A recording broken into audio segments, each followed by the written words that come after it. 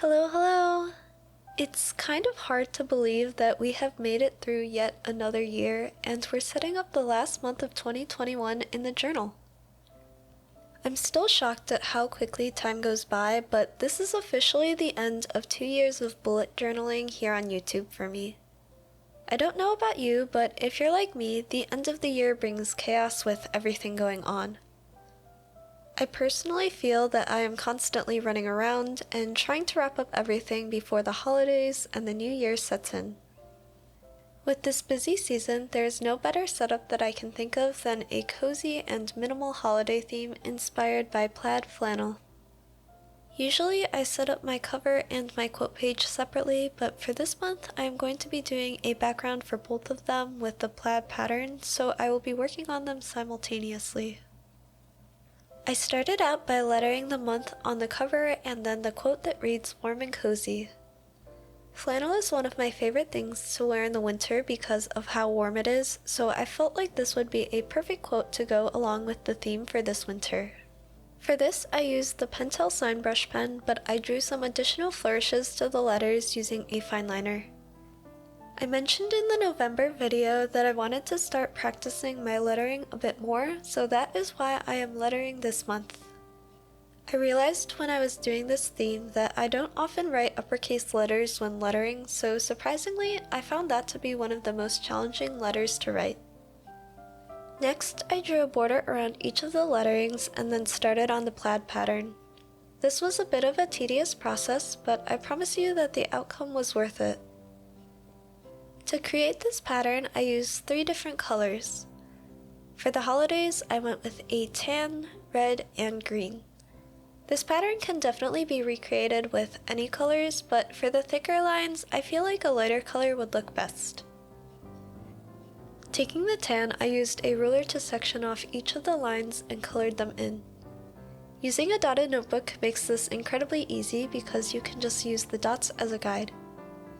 In this case, I colored in every 4th line both vertically and horizontally.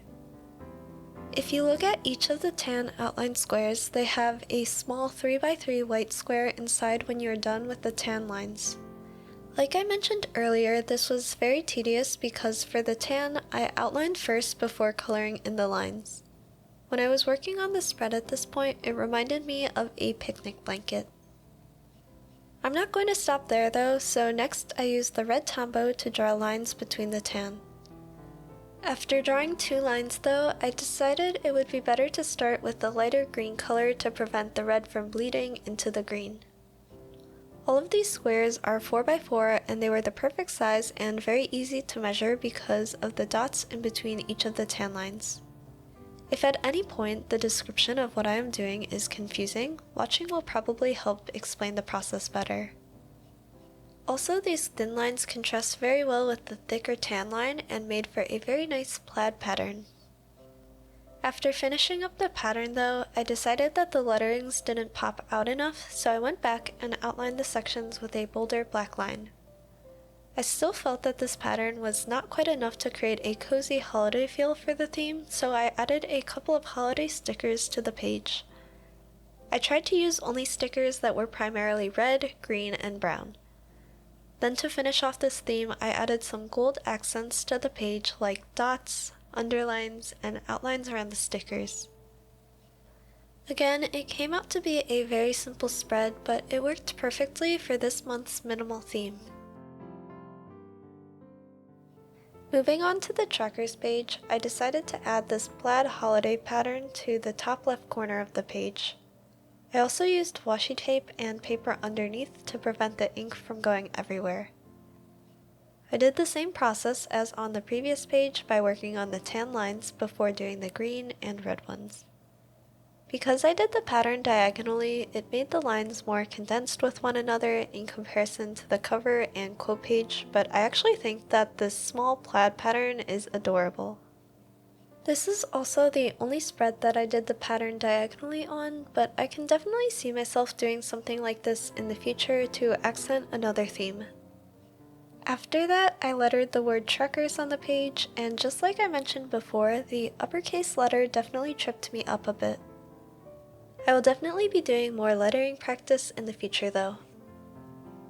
I've done this setup for my trackers many times in the past before, so I just did an outline for each tracker and then highlighted the header of each tracker. Like how I have for the past few months, I have decided that I will be continuing to track the 8 habits of my quiet times, skincare, Chinese, drinking water, working out, cooking meals, streaming, and editing. I can tell you that over the past couple of months, I have mainly struggled with learning Chinese and working out. The last tracker in the bottom right I reserved for a mood tracker.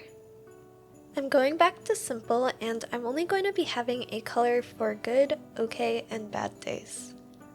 I will show you the overview now for the trackers, but I added the stickers and gold after finishing the following page. I've mentioned it a lot in the past, but I still can't really decide if I like having this one line a day spread or not. I wanted to finish out the year with it though, so I'm doing a setup with the plaid pattern, but I skipped the vertical lines where I will be leaving room to write each day. I think when I started using these spreads, I thought it would be nice to write down something I was thankful for or something that would help me to remember what I did that day, but I found that I don't really use this spread that often. I think in general, I don't take time at the end of the day to journal, so it's hard to use my bullet journal for reflection. I do some reflection during my quiet times in another journal, so that's the main reason that I'm debating whether or not to include a spread like this next year. If I create a better evening routine that includes reflection to help me wind down with my day, that might help me to use my journal more. I know you might be thinking that it's a waste to create a spread that you don't use, but my journal has always been there to push me to do something creative. Even if I don't use it throughout the month, it was there to push me creatively when designing the page, and for me, that's enough. So I quickly finished the spread by writing one line a day across the top of the page, numbering the lines for each of the days in December, and going back in with stickers and gold accents. The weekly spread for this month is very reminiscent of last month with the 4-week spread. Part of the reason for this is because I actually managed to squeeze the whole year of 2021 into one journal. I started this page by cutting off the edge to make a Dutch door and then outlining a section for the month header, a mini calendar, and a note section. I really like the note section here because it looks like it was on a small piece of paper, ripped, and placed in the spread. Anyway, I lettered the abbreviation for December and the header for the note section before working on the plaid design on each of the sides of the Dutch door. I ended up taping off the side where I wanted the pattern to stop. I'm a sucker for clean edges, so washi tape helps me to achieve that look. Also, outlining the sections for the title, mini calendar, and notes before doing the background pattern really helped me to avoid any mistakes when drawing each line in the pattern. On each page of the Dutch door, I highlighted the top of the section for each of the days of the week.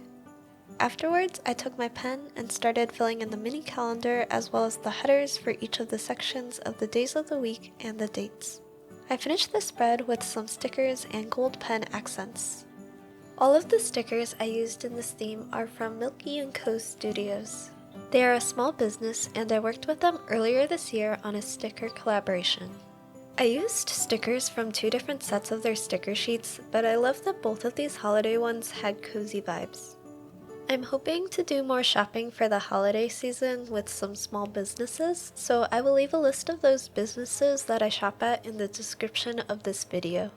I'm not being told to promote them, but I genuinely love these small businesses, so I hope you'll check them out. Finally, I wanted to include the last 5 days of December to have 2021 completely wrapped in this single journal, so I created one more weekly spread. I started with sectioning off the page for the days of the week and highlighted the header in the boxes. Then I worked on the plaid pattern at the top of the page, and I lettered the word December on top of it. Because of all of the lines in the pattern though, I felt like it was a bit hard to read, so I took a black Tombow and thickened the downstrokes to each of the letters further before writing the days and dates at the top of each box. Then I just finished up the spread with some stickers and gold accents.